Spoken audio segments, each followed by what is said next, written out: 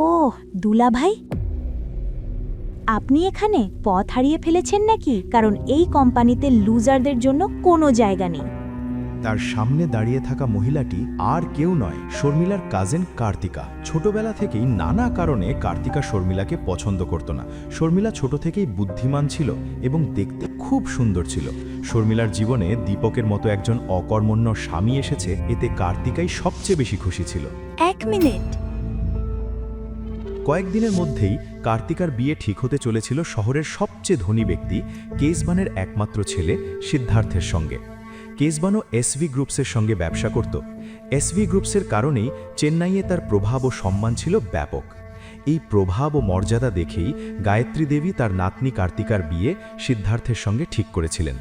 কার্তিকার কটূক্তি নীরবে শুনে যাচ্ছিল দীপক, যেমনটা সে সবসময় করে। ঠিক আছে, ছেড়ে দাও। এমনিতেই তুমি কি বলবে? আমাদের মতো লোকেদের সামনে দাঁড়ানোর মতো স্ট্যাটাসও তো তোমার নেই। যাই হোক, আমরা শেখর আঙ্কেলকে আমাদের বিয়ের কার্ড দিতে এসেছি। চাইলে তুমি বিয়েতে আসতে পারো। তোমার জন্য আমি একজন ওয়েটারের কাজ রিজার্ভ করে রাখব। তোমার বিয়েতে ওয়েটার হওয়ার সামান্য ইচ্ছেও আমার নেই।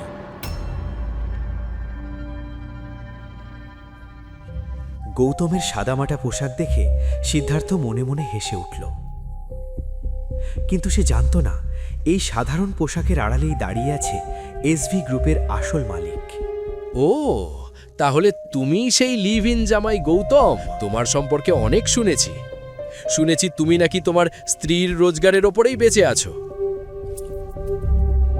আজ অবশেষে তোমাকে দেখা হলো। আর তোমার জ্ঞাতার্থে জানিয়ে রাখি, এই বিল্ডিংয়ে তোমার মতো লুজারদের কোনো জায়গা নেই। তাই তুমি... আসলে আমি এখানে একটা চাকরি চাইতে এসেছি। চাকরি? সিরিয়াসলি? এখানে ঝাঁট দেওয়া বা মেঝে মোছার কোনো ভ্যাকেন্সি নেই? কার্তিকা, আমার মনে হয় ও সিকিউরিটির কাজের জন্য এসেছে। All the best. দুলাভাই, শর্মিলার মাইনে কি তাহলে সংসারের খরচ চালানোর জন্য যথেষ্ট নয়?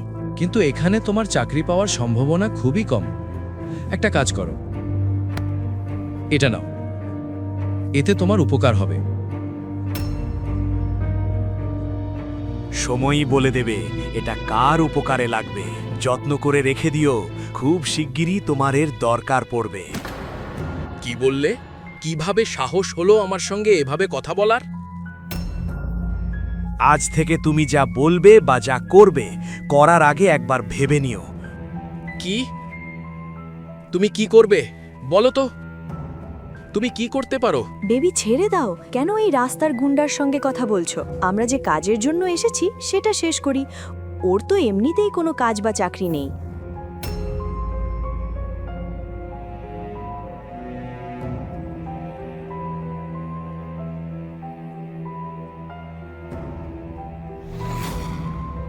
কার্তিক আর সিদ্ধার্থ গিয়ে চেয়ারম্যানের কেবিনের কাছে দাঁড়ালো, কিন্তু দীপকের কথাগুলো তখনও সিদ্ধার্থের মাথার মধ্যে ঘুরছিল। ছেড়ে দাও বেবি, তুমি এখনো কি ওই লিভ ইন জামাইটার কথা ভাবছো? ও ভুল লোকের সঙ্গে পাঙ্গা নিয়েছে। অন্যদিকে দীপক সোজা আথাবানের কেবিনে চলে গেল। দয়া করে আসুন স্যার। অনেক ধন্যবাদ আথাবান। একটা কথা বলো তো, তুমি কি এই কেশবন আর তার ছেলে সিদ্ধার্থকে চেনো? জি স্যার, আমি তাদের চিনি। মিস্টার কেশবন বহু বছর ধরে আমাদের কোম্পানির সঙ্গে ব্যবসা করছেন। ঠিক আছে, আজ থেকে এসভি গ্রুপ আর কেশবনের কোম্পানির সঙ্গে কোনো কাজ করবে না। ওদের সঙ্গে যেসব ডিল সাইন হওয়ার কথা ছিল সব বাতিল করে দাও। আর ওদের জানিয়ে দিও আমরা এমন লোকেদের সঙ্গে ব্যবসা করি না যারা অন্যদের সম্মান করতে জানে না। কারণ আমরা স্ট্যাটাস দেখে ব্যবসা করি না, চরিত্র দেখে করি।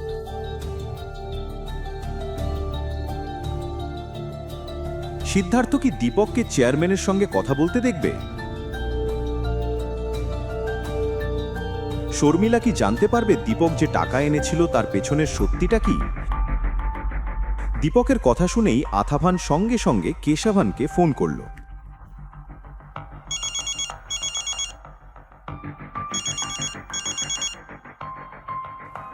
Hello mister কেশবন।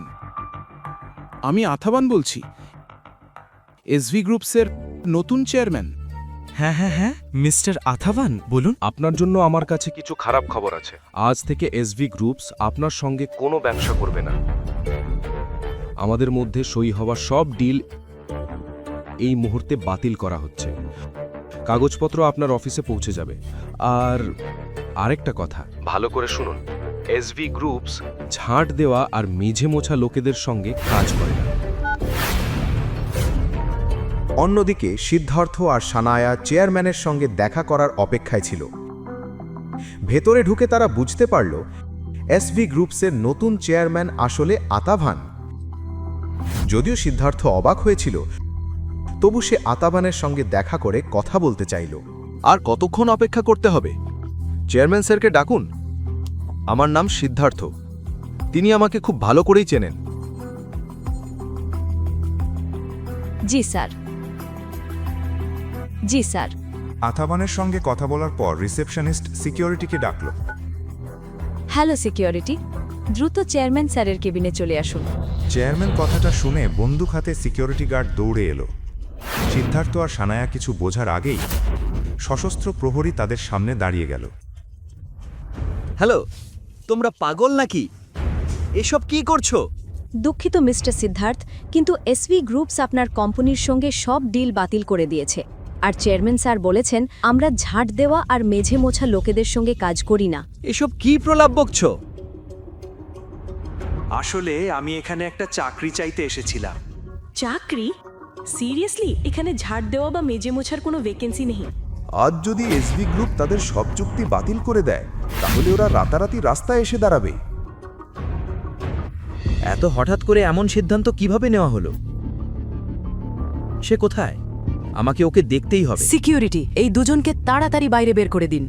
গার্ড সিদ্ধার্থের হাত মুচড়ে তাকে বসিয়ে দিল। যন্ত্রণায় সিদ্ধার্থ দাঁড়িয়ে রইল। ছেড়ে দাও। এটা দেখে সানায়া তাকে বাঁচাতে ছুটে এলো। প্লিজ প্লিজ প্লিজ প্লিজ এটা করবেন না, আমরা চলে যাচ্ছি। সানায়ার চোখে জল দেখে গার্ড সঙ্গে সঙ্গে সিদ্ধার্থের হাত ছেড়ে দিল। ঠিক তখনই তার ফোন এলো রঘুবীর পণ্ডিতের কাছ থেকে। সিদ্ধার্থ, তুমি কি পাগল হয়ে গেছো? এসভি গ্রুপসে গিয়ে তুমি কি করেছো? ওরা আমাদের সব ডিল বাতিল করে দিয়েছে। তুমি সেখানে বিয়ের কার্ড দিতে গিয়েছিলে না এই ঝামেলা তৈরি করতে? বাবা, আমি কিছুই করিনি। আমি শুধু আমার বন্ধু সানায়ার সঙ্গে কার্ড দিতে গিয়েছিলাম। তার উপর আমরা চেয়ারম্যানের সঙ্গেও দেখা করতে পারিনি। কিন্তু গল্পের বাকি অংশ জানতে দেখুন পরের এপিসোড শুধু পকেট এফএম-এর ইউটিউব চ্যানেলে। আর রয়্যাল ওয়ারিসের সব এপিসোড শুনতে বর্ণনায় দেওয়া লিঙ্ক থেকে পকেট এফএম অ্যাপ ডাউনলোড করুন।